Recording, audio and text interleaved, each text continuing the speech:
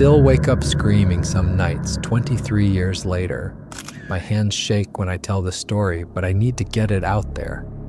What happened to me and my partner in the Olympic National Forest changed everything I thought I knew about what's really out there in the wilderness. It was a Tuesday morning in late September when we got the call.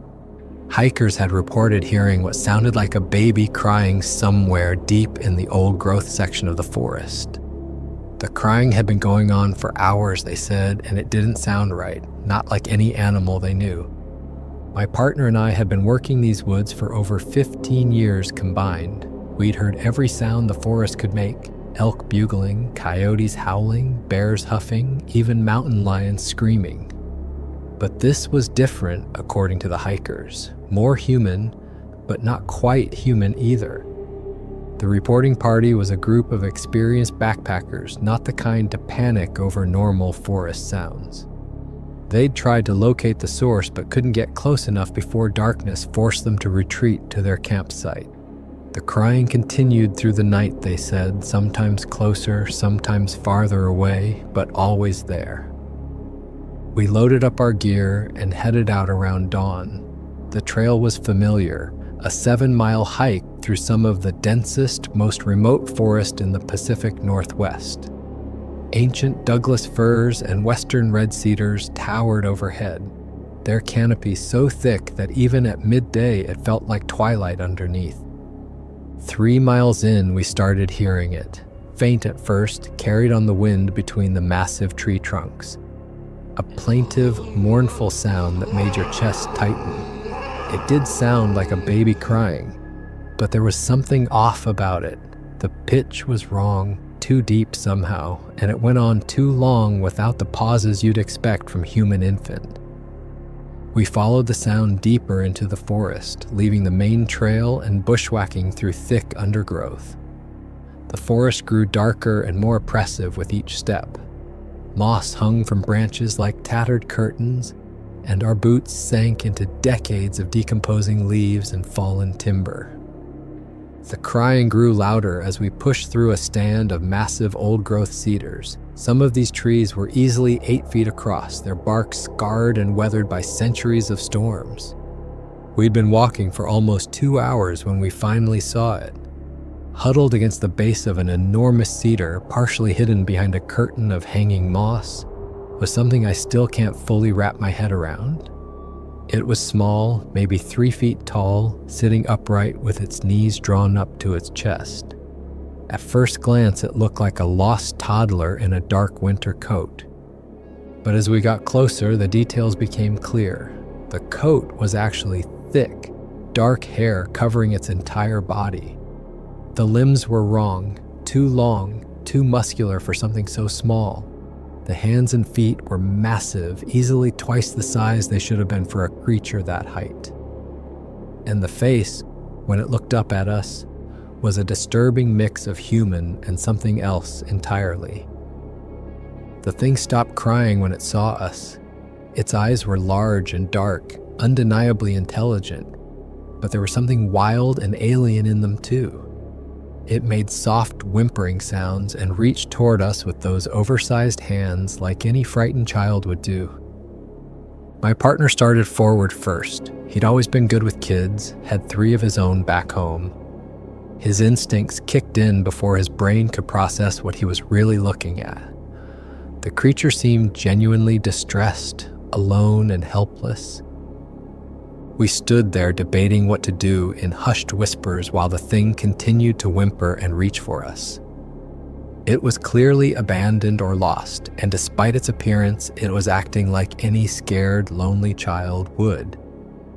Every parental instinct we had was telling us to help it. Against our better judgment, we decided to bring it back to the ranger station. We figured the wildlife biologists could take a look at it, maybe figure out what it was. Some kind of genetic anomaly, maybe, or a species we'd never encountered before. The Pacific Northwest is full of surprises. The creature didn't resist when my partner picked it up. It clung to him with surprising strength, wrapping those massive arms around his neck and pressing its face against his shoulder. It felt solid and real, warm and alive. Whatever it was no hoax or costume. As we started back toward the trail, I noticed something unsettling. The forest had gone completely quiet. No bird songs, no squirrel chatter, no buzz of insects. Even the wind seemed to have died. The only sound was our footsteps crunching through the underbrush and the occasional soft murmur from the creature in my partner's arms. The silence felt wrong. In all my years in these woods, I'd never experienced anything like it. The forest is never truly quiet during the day. There's always something moving, calling, rustling through the leaves. This was the kind of silence that makes your skin crawl. About half a mile from where we'd found the creature, we came across the first tracks. They were pressed deep into a patch of soft earth near a small stream, and they were enormous, easily 18 inches long and 7 inches wide, with distinct toe marks that looked almost human except for their size. The tracks were fresh, so fresh that water was still seeping into the deepest impressions. Whatever had made them had passed through here recently, maybe within the last hour. The stride length was incredible, easily 8 feet between steps. My partner and I exchanged glances over the creature's head. We'd both seen plenty of bear tracks in our time, but these were different. The shape was wrong, and bears don't walk bipedally for any significant distance. These tracks showed a consistent two-legged gait. As we continued toward the trail, we found more disturbing evidence. A 20-foot section of trail had been torn up, with massive chunks of earth and rock scattered about. Several large Douglas fir saplings, easily 6 inches in diameter, had been snapped in half about 4 feet from the ground. The breaks were clean, as if something with incredible strength had simply grabbed them and twisted. Further along, we discovered the remains of what had been a young black bear.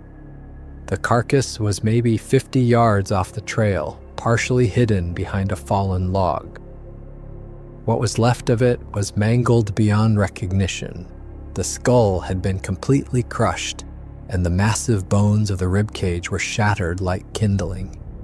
Bears are powerful animals, capable of incredible destruction when they need to be. But this level of devastation was beyond anything a bear could inflict, even on another bear. Whatever had killed this animal possessed strength far beyond anything that should exist in these woods. The creature in my partner's arms had gone very still when we discovered the bear carcass. It wasn't making any sounds, but I could feel it watching everything with those large, dark eyes. There was an intelligence there that was both fascinating and deeply unsettling.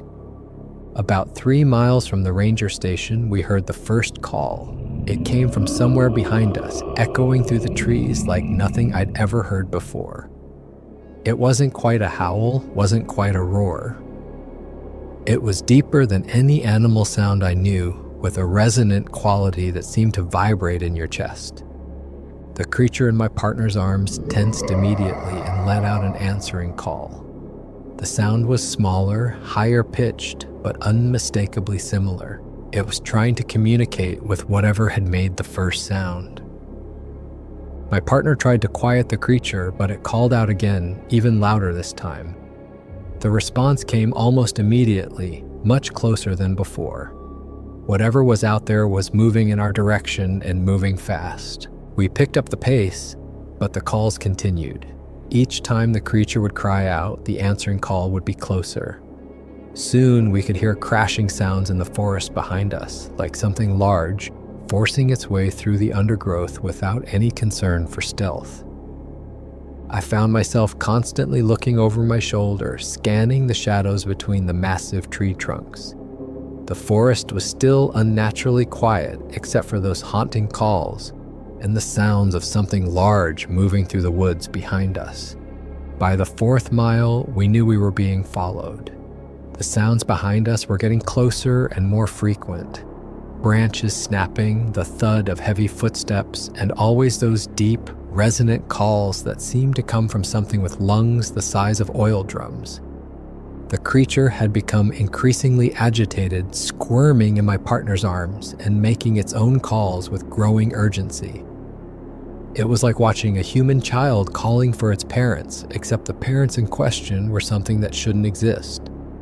We tried moving off the main trail, hoping to lose whatever was following us in the thick undergrowth, but that only seemed to make things worse.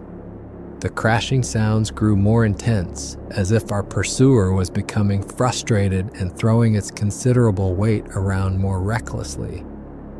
At one point, we heard what sounded like a tree falling, followed by an enraged roar that made both of us freeze in place. The sound was unlike anything in nature, part animal fury, part something almost human in its intelligence and rage. The creature in my partner's arms had gone completely silent, pressing itself against him as if trying to hide. But those large eyes were alert and focused on the sounds behind us. And I got the distinct impression it knew exactly what was coming. We were maybe 2 miles from the ranger station when we saw our first clear sign of the thing following us. Through a gap in the trees, about 100 yards back, I caught a glimpse of something massive moving between the trunks. It was there for just a second, but the size was unmistakable. Whatever it was stood easily 8 feet tall, covered in the same dark hair as the creature we'd found. It moved with purpose and intelligence, not like any animal I'd ever observed. When it paused behind a large cedar, I could swear it was watching us, calculating our position and movement. My partner saw it too. I watched his face go pale as the reality of our situation sank in. We weren't just being followed by some unknown animal, we were being hunted by something that clearly understood we had taken the small creature, and it wasn't happy about it. The adult creature, if that's what it was, let out another of those bone-deep roars. This time there was no mistaking the emotion behind it. Pure rage and something else. Anguish, maybe. The sound of a parent who had found someone threatening their child. We were less than a mile from the station when it finally caught up with us. We'd been pushing hard, half jogging down the trail with the small creature still clinging to my partner. The sounds behind us had been getting steadily closer despite our increased pace. The trail curved around a massive, old-growth cedar, and as we rounded the bend, there it was, standing in the middle of the path about 50 yards ahead, directly blocking our route to safety. I'll never forget my first clear look at the thing. It stood at least 8 feet tall, maybe 9, with shoulders broader than any human. Its entire body was covered in thick, dark hair that seemed to absorb the filtered sunlight. The arms hung nearly to its knees, and the hands were enormous, easily the size of dinner plates. But it was the face that really got to me. It was almost human in structure, eyes, nose, mouth in the right places, but wrong in every detail. The brow ridge was massive, the jaw too wide, the eyes too large and too intelligent for comfort. When it looked at us, really looked at us, I felt like I was staring into the eyes of something that shouldn't exist. The creature made a sound that was part growl, part vocalization, clearly directed at the small being in my partner's arms. The little one responded immediately, squirming and reaching toward the larger creature with obvious recognition and relief.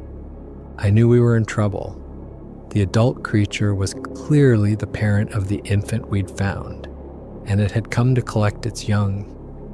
The problem was we were standing between a very protective parent and its child, and that parent happened to be the most physically powerful thing I'd ever encountered.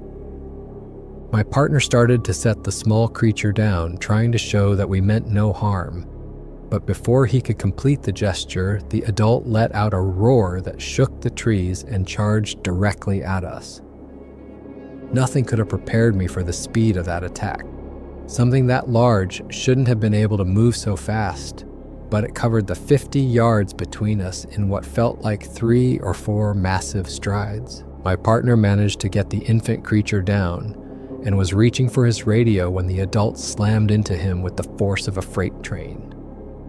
The impact launched him backward into the trunk of a massive cedar with a sickening crack that I knew meant broken bones. The creature's attention was focused entirely on my partner, who was crumpled at the base of the tree, barely conscious and clearly badly hurt. It stood over him, making threatening sounds while the infant scurried over to cling to its leg.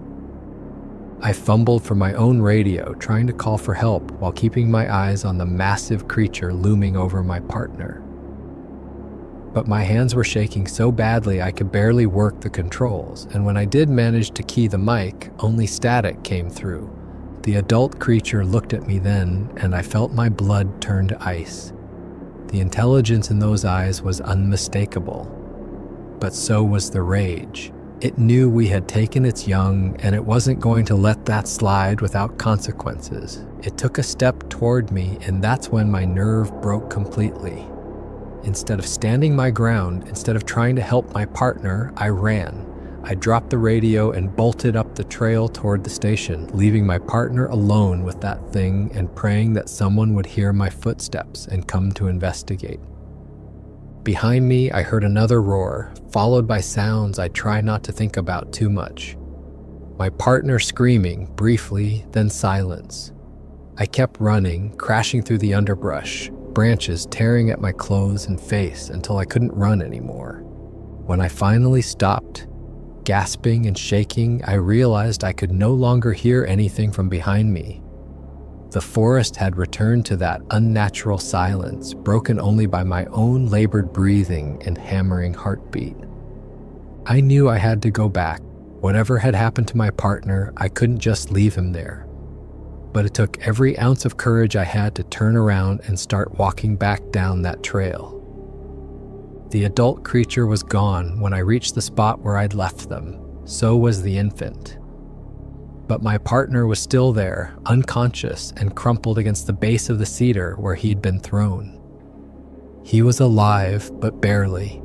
His left arm was bent at an impossible angle, clearly broken in multiple places.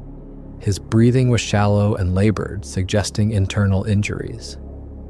Blood trickled from his mouth and nose, and when I checked his pulse, it was weak and irregular. I tried the radio again, but it was useless. The thing had stepped on it during the attack, crushing it completely. My own radio was somewhere back up the trail where I'd dropped it in my panic. I was going to have to figure out how to get my partner back to the station on my own. Using branches and rope from our emergency kit, I managed to put together a crude stretcher. It wasn't pretty, but it would have to do. The frame was made from 2 straight pine branches about 6 feet long, with shorter cross pieces lashed between them. I used my emergency tarp as the bed, securing it with every piece of rope and paracord I had. Getting my partner onto it without causing more damage was almost impossible, but somehow I managed.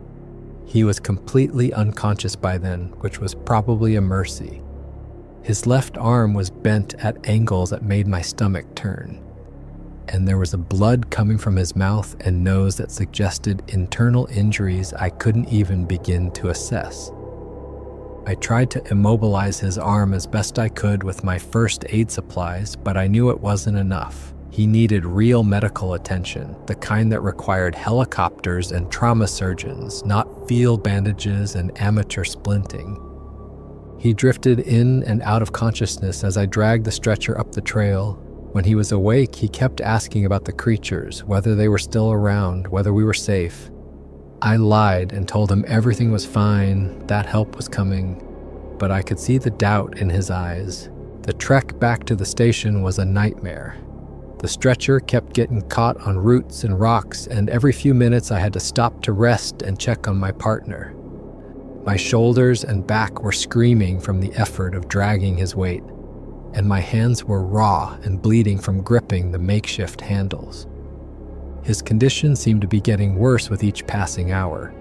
His skin was getting paler, and his breathing was becoming more labored. At one point, he started coughing up blood, and I thought he was going to die right there on the trail. But the worst part was what I was seeing in the forest around us. About halfway back, I started hearing sounds in the forest around us again. Not the creatures this time, but normal forest sounds. Birds calling, squirrels chattering, the rustle of small animals in the underbrush. Whatever had been keeping the wildlife away was gone, at least for now. But I wasn't alone. As the afternoon wore on, I became increasingly aware that we were being watched.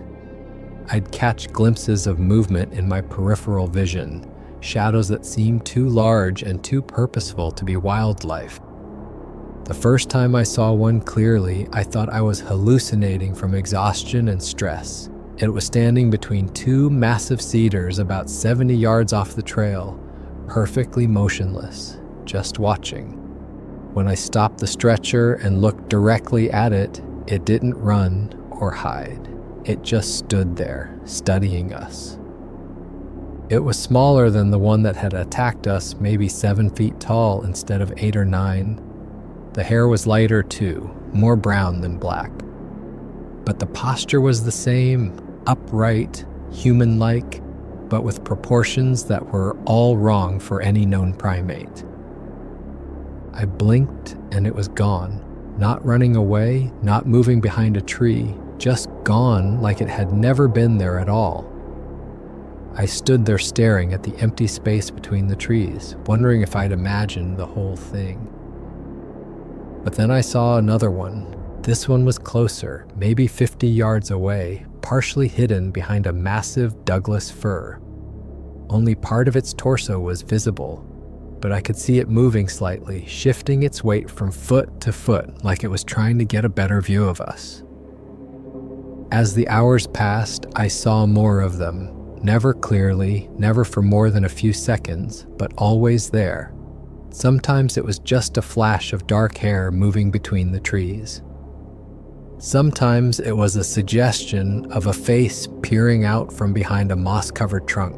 Once I could have sworn I saw one crouched on a thick branch about 20 feet off the ground, watching us pass underneath. They were following us, paralleling our route back to the station. Not threatening, not aggressive, just observing. Like they were trying to figure out what we were doing, where we were going, whether we posed any further threat to their community. The strangest thing was how quiet they were. These were creatures that had to weigh several 100 pounds each, but they moved through the forest without making a sound. No snapping branches, no rustling leaves, no footsteps on the forest floor. They were ghosts, shadows, things that existed in the spaces between what you could see and what you could prove. At one point, I was dragging the stretcher around a bend in the trail when I heard something that made my blood freeze. It was a sound I recognized. The same deep, resonant call that the adult creature had made during the attack. But this one was different, softer somehow, not aggressive or threatening, but mournful. Sad.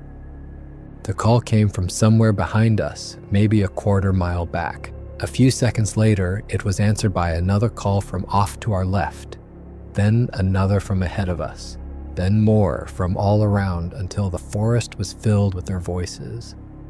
They weren't hunting calls or territorial displays. They were something else entirely, communication maybe.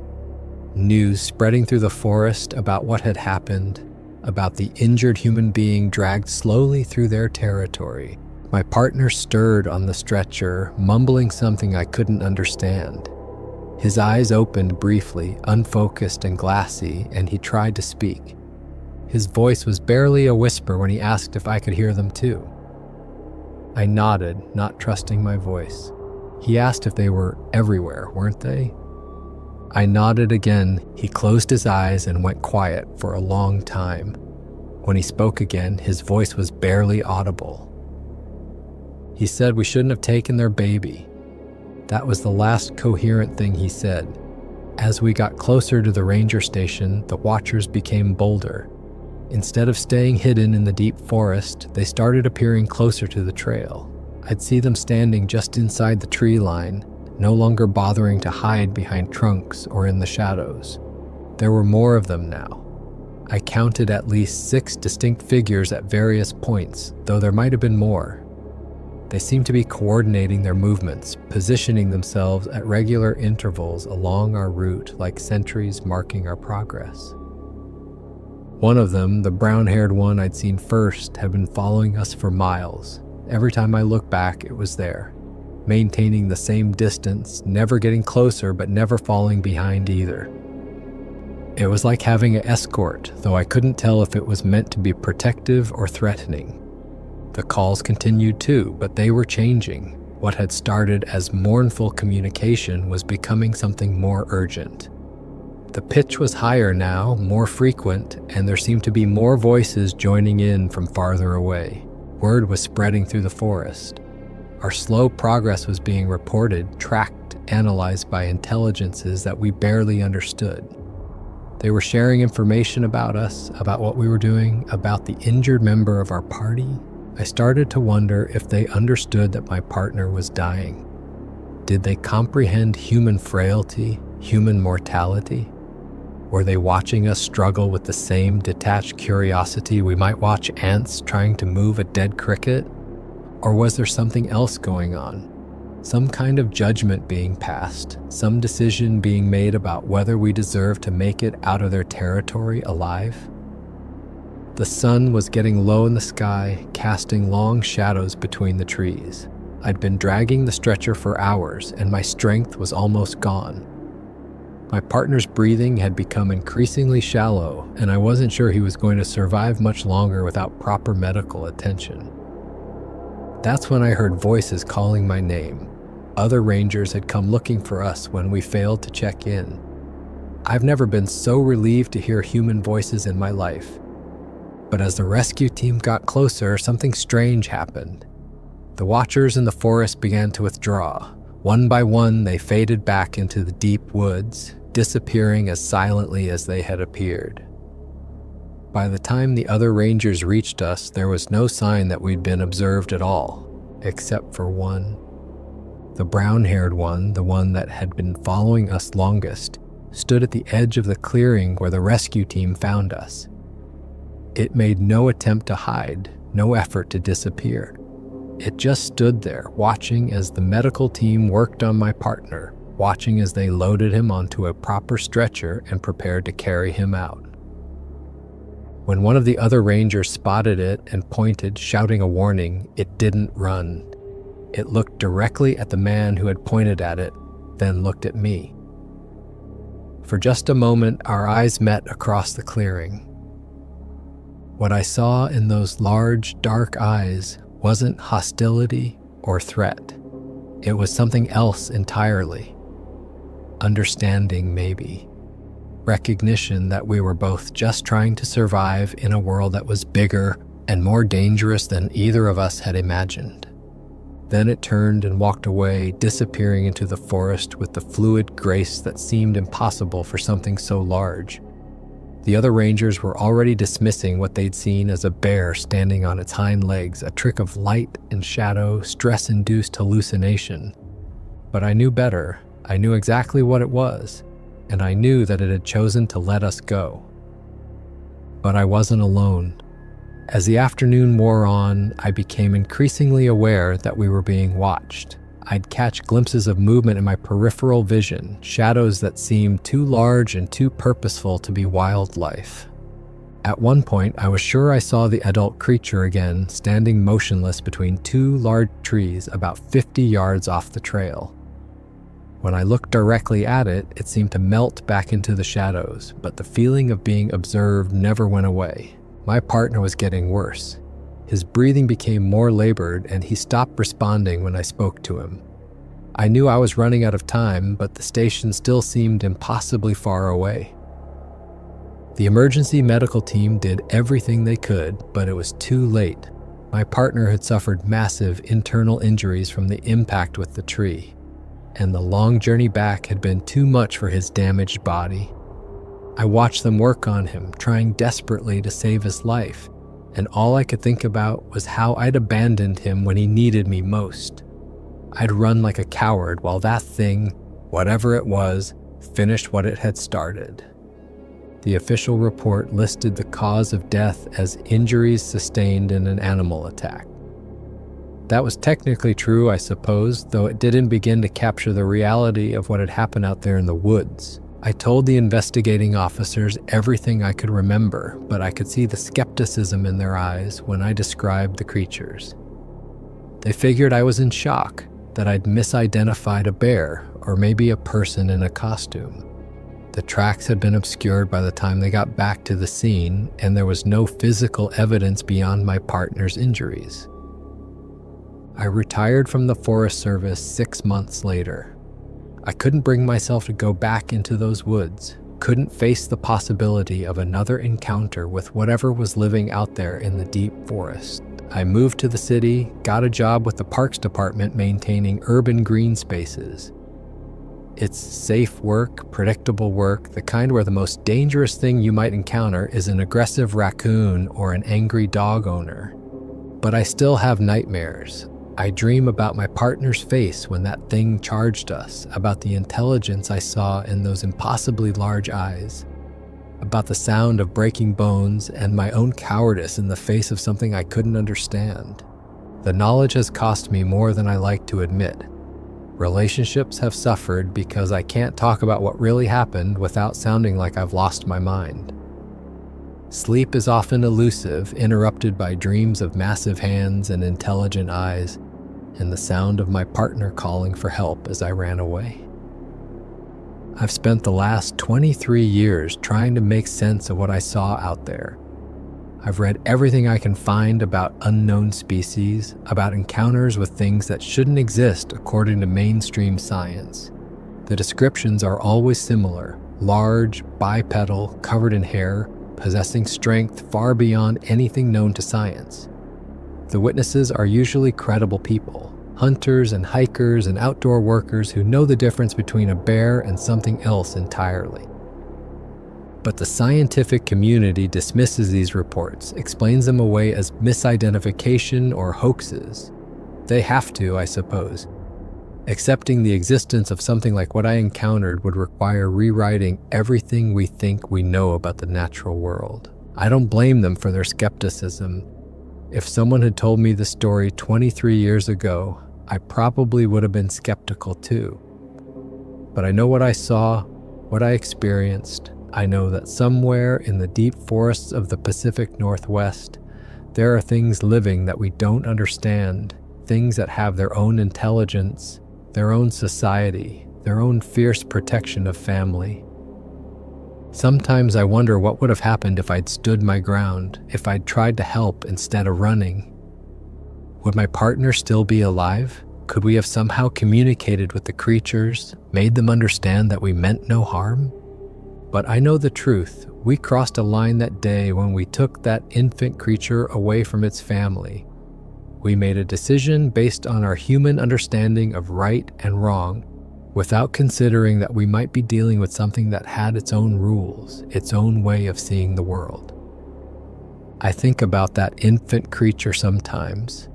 Wonder if it survived, if it grew up to be like its parent. I hope it did.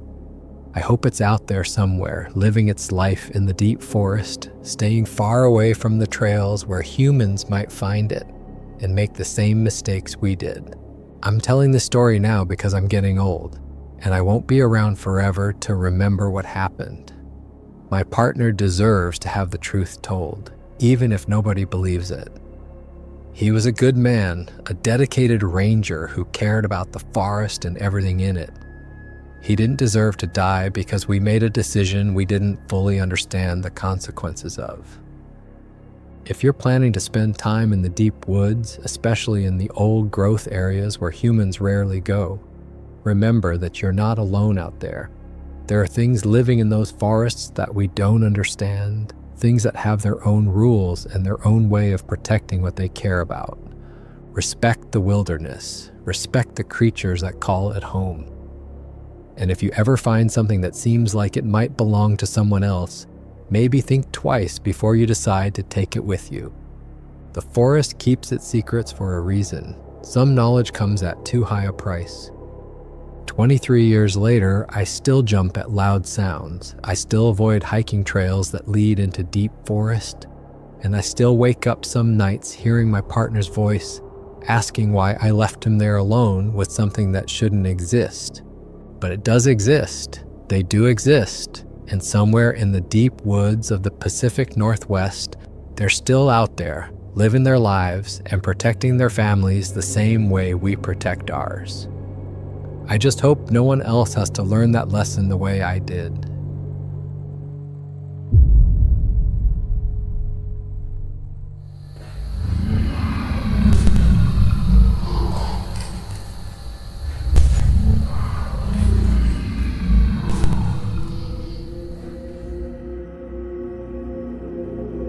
I never believed in monsters until one started killing my livestock.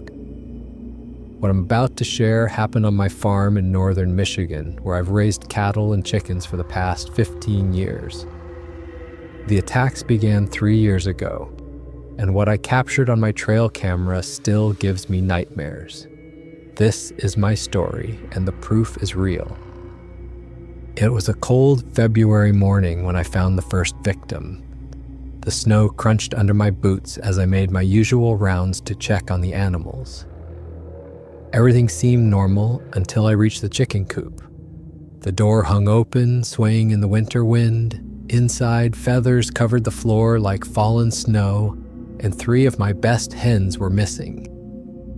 At first, I blamed a fox or coyote. We get plenty of them around here, especially in winter when food gets scarce. But something felt wrong. The chicken wire had been torn apart with incredible force, twisted metal jutting out like broken bones. No fox could do that kind of damage. Even a coyote would struggle to bend thick gauge wire that way. I spent the morning fixing the coop and reinforcing the wire mesh. The missing chickens were a loss I could handle, but I couldn't afford to lose more. These animals were my livelihood, and every death hit my bank account hard. 2 weeks later, it happened again. This time I lost 5 chickens, and the damage was worse. The wooden frame of the coop had deep scratches gouged into it, marks that looked almost like claw marks, but far too large for any local predator. The scratches went deep into the wood, at least an inch in some places. I ran my fingers along the gouges, feeling the splintered edges. Whatever made these marks had serious strength behind it. I called the local game warden, hoping he might have some insight into what kind of animal could cause this damage. He came out the next day, a tired-looking man in his 50s who had seen plenty of predator attacks over the years. He walked around the coop, examined the scratches, and shook his head. "Never seen anything quite like this," he admitted. "Could be a bear, but they're hibernating this time of year. Might be a really aggressive coyote, or maybe someone's dog got loose." I nodded, but deep down, I knew it wasn't a dog. The damage was too systematic, too purposeful. Dogs kill for food or territory, but they don't typically tear apart structures with this kind of precision. This felt different, almost calculated. Over the next 6 months, the attacks continued every few weeks, always at night, always when the weather was overcast or stormy.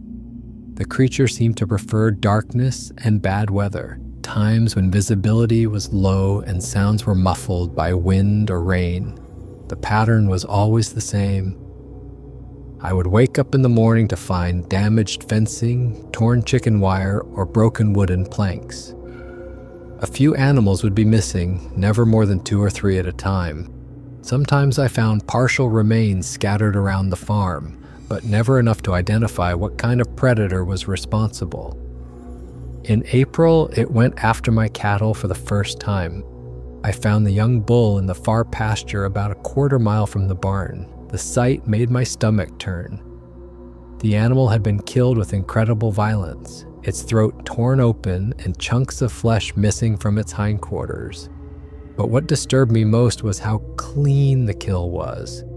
There were no signs of a struggle, no trampled grass or broken fence posts.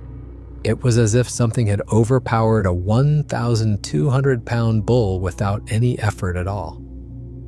The financial loss was devastating. That bull was worth $3,000, money I couldn't afford to lose. But the emotional impact was worse. I had raised that animal from a calf, watched it grow strong and healthy. To see it butchered like that filled me with a rage I had never felt before. I spent that entire day walking the property, looking for tracks or any sign of what had killed my bull. The ground was soft from recent rain, perfect for preserving footprints. I found plenty of cow tracks, some deer prints, and my own boot marks from earlier visits to the pasture. But I also found something else. Near the bull's body, pressed deep into the muddy ground, was a single footprint unlike anything I had ever seen. It was roughly the size and shape of a large dog's paw, but the proportions were all wrong. The print was longer and narrower than any dog track I knew, with claw marks extending well beyond the pad impressions. Most disturbing of all, the depth of the print suggested whatever made it was extremely heavy, far heavier than any dog or wolf. I took photos of the print with my phone, measuring it against my boot for scale. The track was almost 8 inches long and nearly 6 inches wide. I had been around animals my entire life, had tracked deer and other game since I was a boy, but I'd never seen anything like this print. After losing the bull, I knew I had to take action. I couldn't afford to keep losing animals, and I needed to know what I was dealing with. I drove into town and bought 4 trail cameras, the kind hunters use to monitor deer movements. They weren't cheap, but they were my best hope of identifying the predator. I spent an entire weekend installing the cameras around the farm. 2 went near the chicken coop, positioned to cover different angles of approach. The 3rd camera went near the cattle pasture where I had found the bull. The 4th I placed along a game trail that ran through the woods behind my property, figuring whatever was doing this might use the same path repeatedly. The cameras were motion activated with infrared night vision.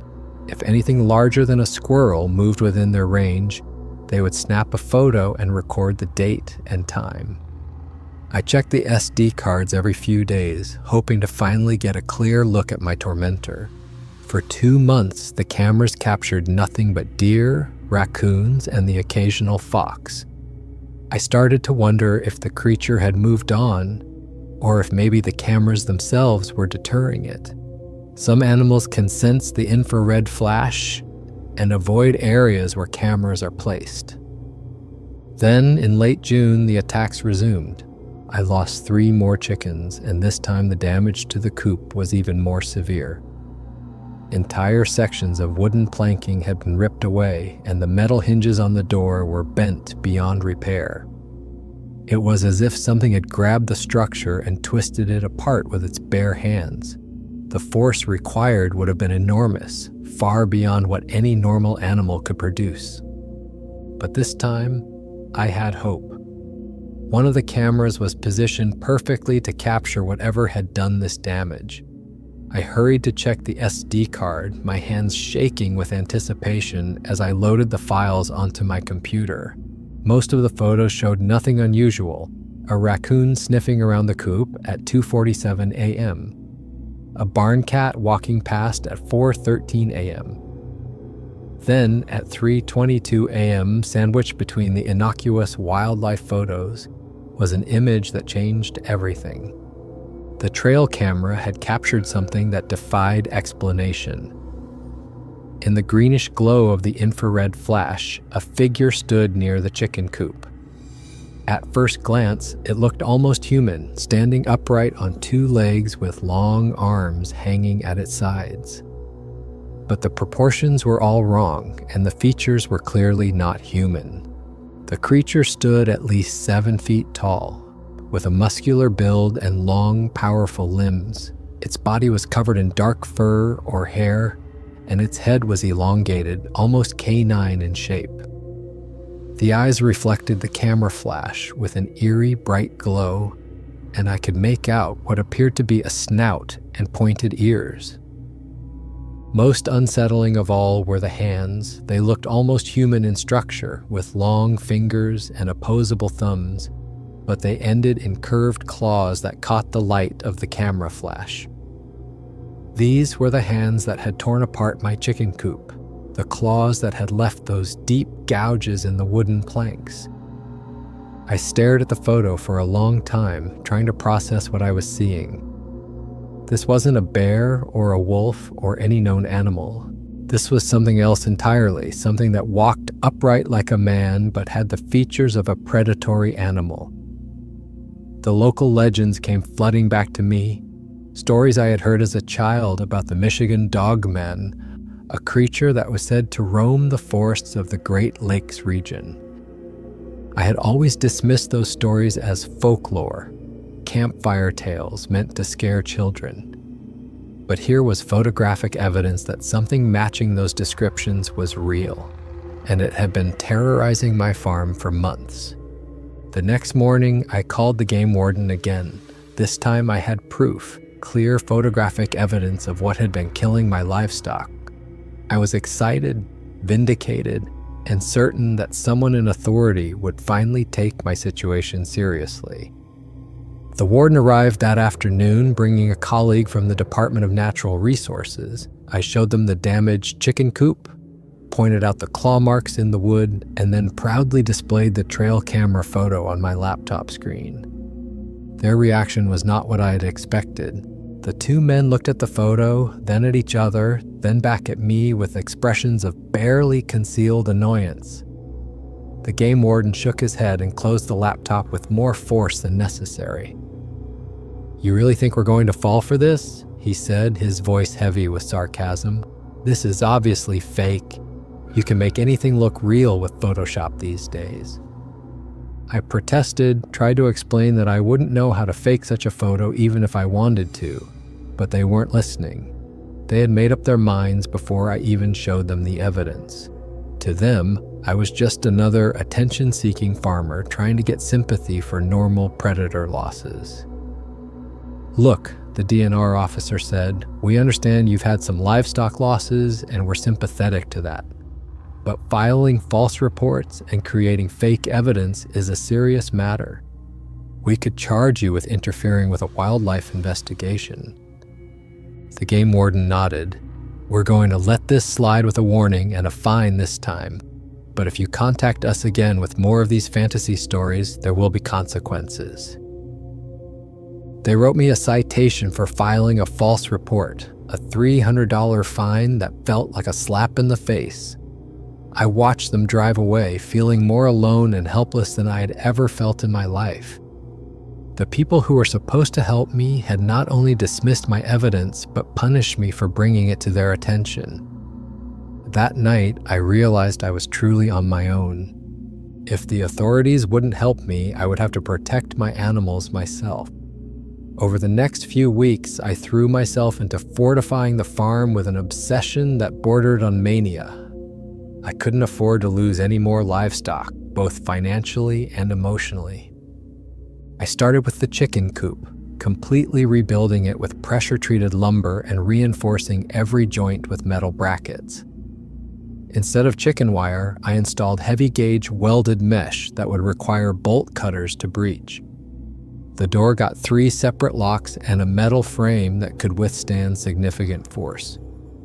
Around the coop, I built a secondary fence made of 8-foot tall posts with razor wire along the top. It looked like something you might see around a prison, but I didn't care about appearances anymore. I only cared about keeping my animals safe. The cattle presented a bigger challenge. I couldn't build a fortress around an entire pasture, but I could make it harder for predators to approach undetected. I cleared all the brush and small trees within 50 yards of the fence line, eliminating hiding spots. Motion sensor floodlights went up every 100 feet, turning night into day whenever something large moved near the pasture. I also invested in an electric fence system, running hot wire along the top and bottom of the existing fence posts. The voltage was set high enough to deter any animal or anything else that might try to climb over or dig under the barrier. For weeks, my modifications seemed to work. The attacks stopped, and I began to hope that maybe I had finally solved the problem.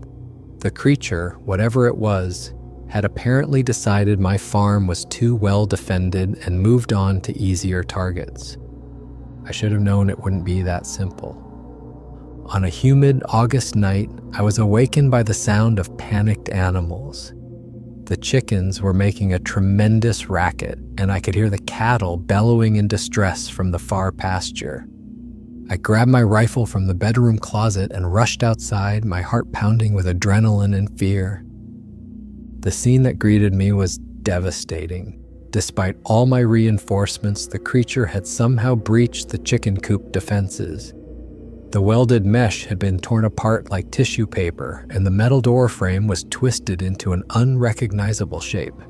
3 chickens were missing, and the survivors huddled in the corner, too terrified to make a sound.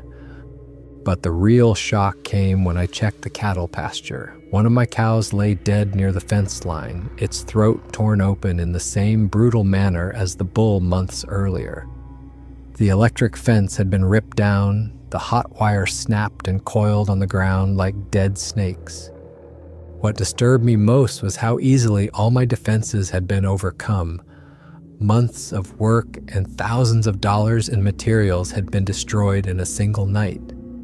The creature had adapted to my countermeasures and found ways around every obstacle I had put in its path. Standing there in the pre-dawn darkness, surrounded by the destruction of my efforts, I felt a crushing sense of defeat. This wasn't just about losing livestock anymore.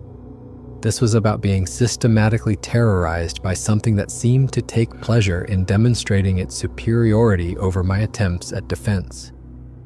I spent the rest of that night sitting on my porch with the rifle in my lap, watching the tree line for any sign of movement.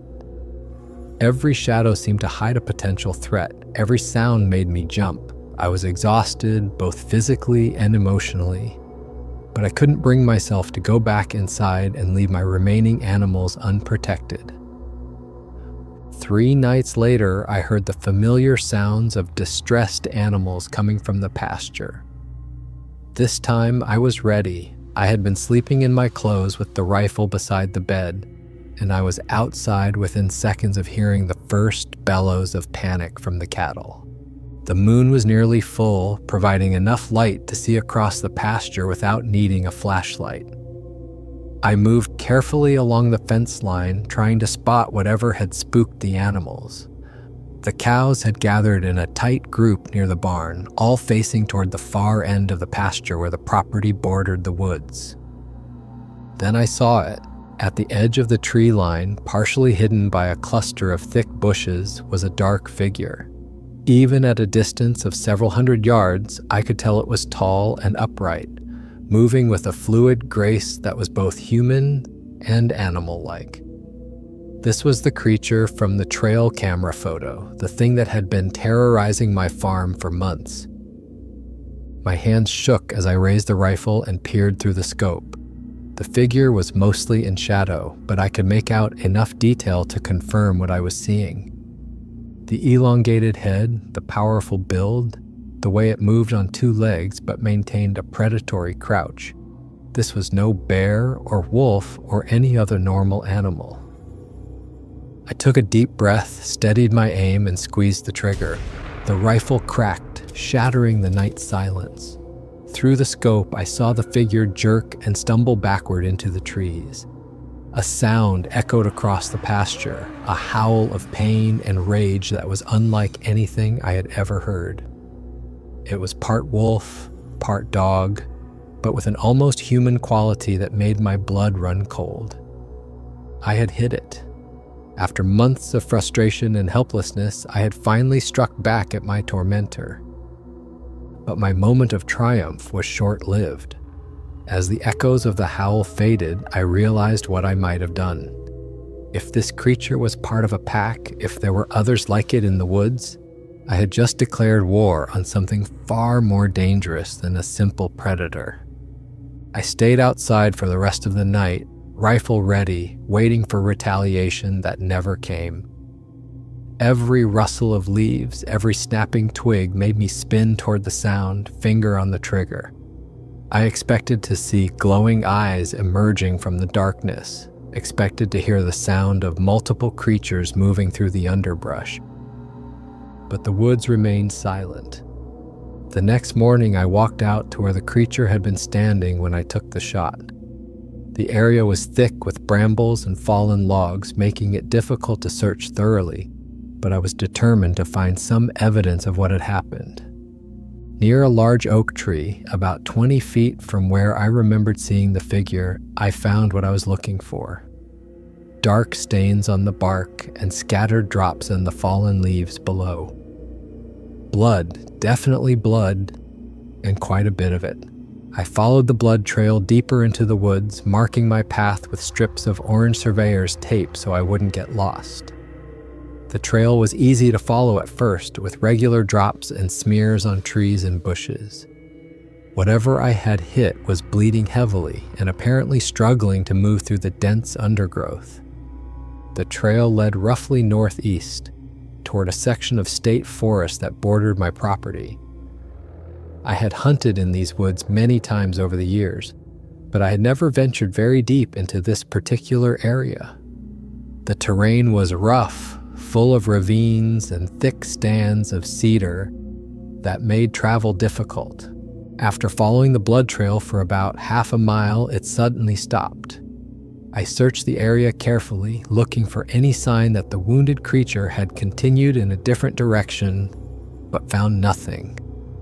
It was as if whatever I had shot had simply vanished. Near the spot where the trail ended, I found something interesting. Scratched into the bark of a large maple tree were deep claw marks, fresh one that hadn't been there on my previous hunting trips through this area. The marks were similar to what I had found around my chicken coop, but these seemed different somehow, more frantic, more desperate. I also found tufts of coarse dark hair caught on the low branches of several bushes. The hair was unlike anything I had seen before, thicker and coarser than deer hair, but not quite like the fur of any domestic animal. I collected several samples, wrapping them carefully in plastic bags for later examination. But despite the blood, the claw marks, and the hair samples, I found no body. Whatever I had shot was wounded, possibly seriously, but it had survived and apparently escaped deeper into the forest. From that night forward, the attack stopped completely. Days passed, then weeks, with no sign of the creature.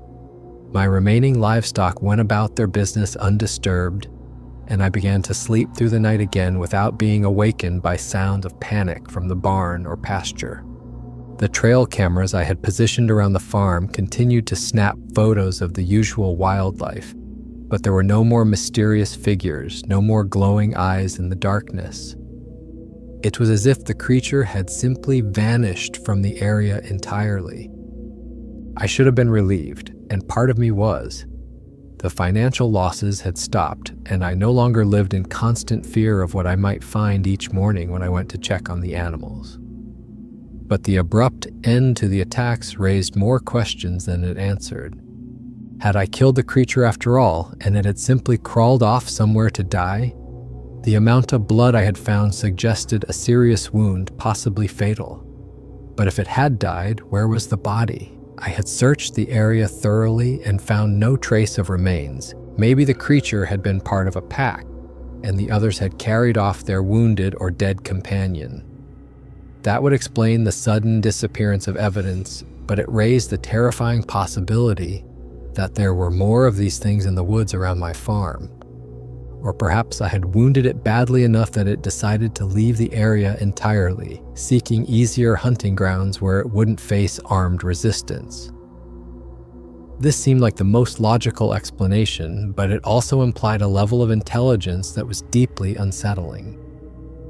Months have passed since that night, and I still have no answers. The creature has never returned, and I have never found any conclusive evidence of what happened to it. The hair samples I collected were examined by a veterinarian friend, but he couldn't identify the species. The blood trail photos I took have been studied by wildlife biologists who dismiss them as evidence of a wounded deer or bear, despite my insistence that the circumstances were different. I continue to maintain the defenses I built around my farm, though they no longer seem necessary. The motion sensor lights still flood the property with artificial daylight whenever anything large moves near the buildings. The reinforced fencing remains in place, and I still sleep with the rifle within easy reach. The trail cameras continue to document the normal wildlife that moves through my property at night. Deer, raccoons, foxes, and the occasional black bear all make appearances in the photos, but none of the mysterious figures that once haunted my farm. Sometimes, usually on dark, stormy nights when the wind howls through the trees, I find myself wondering if the creature is still out there somewhere. Maybe it's watching from the deep woods, waiting for me to let my guard down. Maybe it's moved on to terrorize some other unfortunate farmer. Or maybe it died from its wound in some remote corner of the forest, and its bones are slowly being scattered by scavengers. I may never know the truth about what happened that night or what the creature really was. The photograph from my trail camera remains the only clear evidence I have that any of this actually occurred. Local authorities continue to dismiss it as a hoax, and most people who see it assume it's some kind of digital manipulation. But I know what I saw, and I know what I experienced during those terrifying months. The Michigan Dogman, or whatever you want to call it, is real. I have the scars on my bank account and the reinforced buildings on my farm to prove it. The attacks have stopped, but the memory remains. Every time I walk across my property at night, every time I hear an unexplained sound from the woods, I remember those glowing eyes staring back at me through the camera lens. I remember the devastating strength that could tear apart metal fencing like paper, and the intelligence that adapted to every defensive measure I implemented. The trail camera image remains the centerpiece of my story, the one piece of evidence that cannot be easily dismissed. I've studied it countless times, examining every detail for clues about the creature's nature and origins. The figure in the photo is clearly not human, despite its upright posture and roughly human proportions. The head is too elongated, the limbs too long, and the overall build too muscular for any person. The reflective eyes and visible fangs mark it as a predator, something designed by nature or evolution to hunt and kill.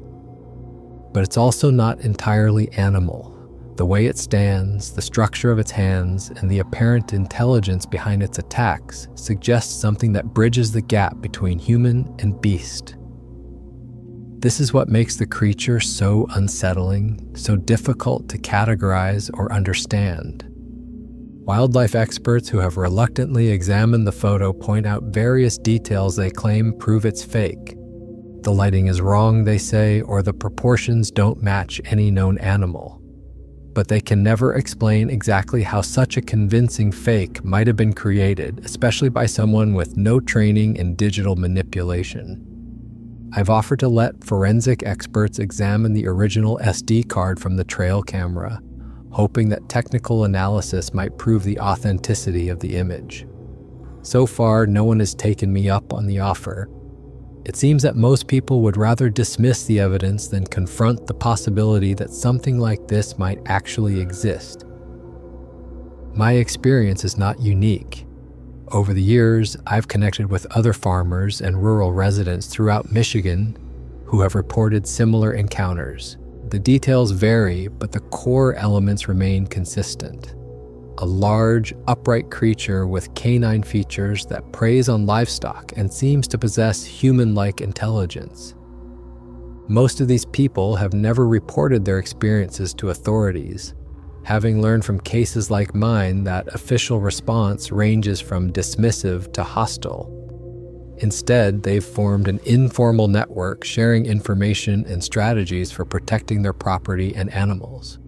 What emerges from these collective accounts is a picture of a phenomenon that has been occurring throughout the Great Lakes region for decades, possibly much longer.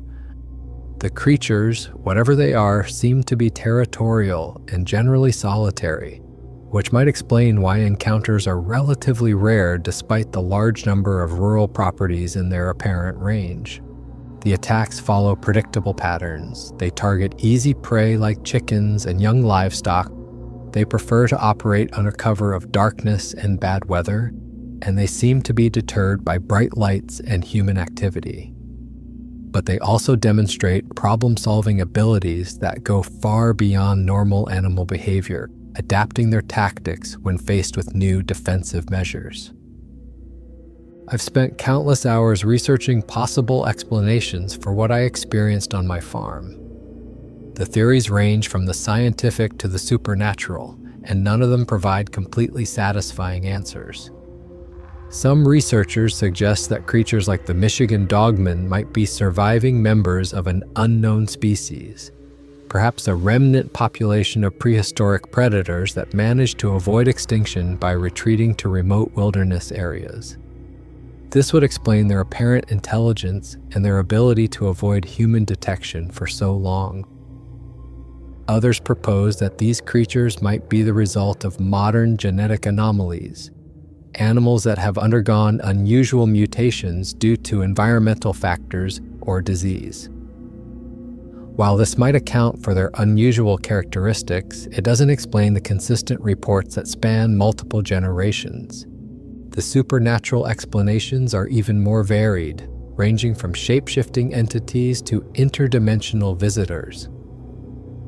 While these theories cannot be scientifically tested, they do attempt to address the seemingly impossible aspects of encounters like mine, such as the creature's ability to appear and disappear without leaving traces. Personally, I lean toward the theory that these are flesh and blood animals, probably mammals, that have evolved or adapted in ways that allow them to thrive in the margins of human civilization.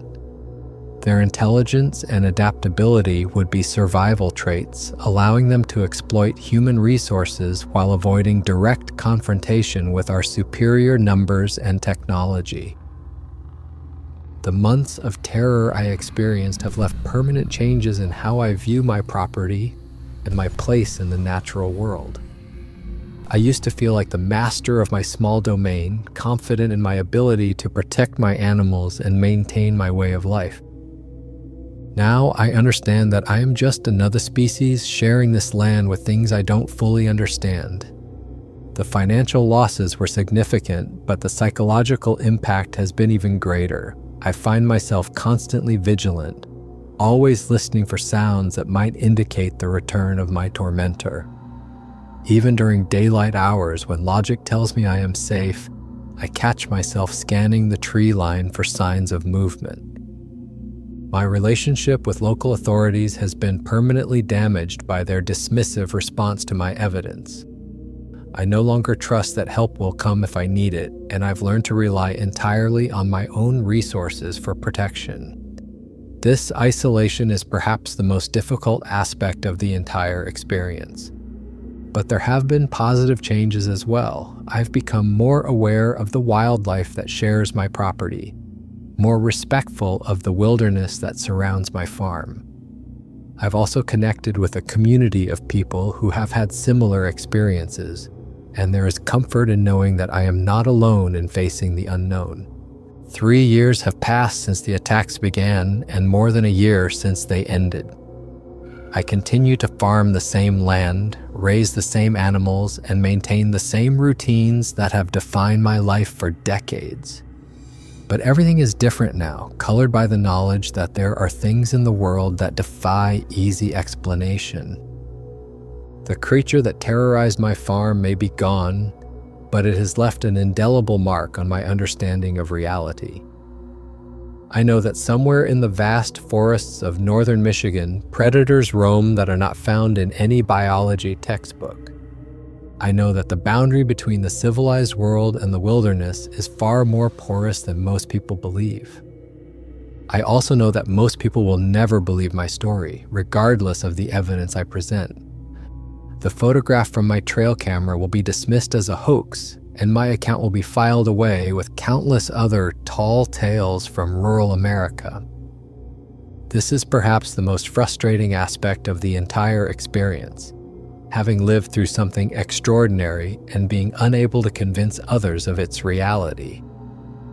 But for those few who have had similar encounters, for those who understand that the world still holds mysteries that science has yet to explain, My story serves as both a warning and a reassurance.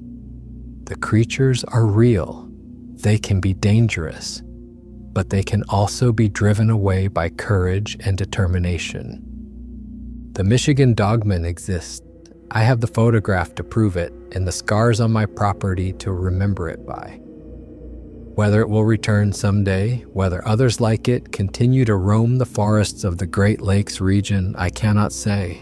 I can only continue to live my life with the knowledge that the world is far stranger and more dangerous than most people ever imagine. And sometimes, late at night, when the wind is howling through the trees and the motion sensors are casting their harsh light across my fortified farm, I remember those glowing eyes staring back at me through the camera lens, and I know that some mysteries are better left unsolved.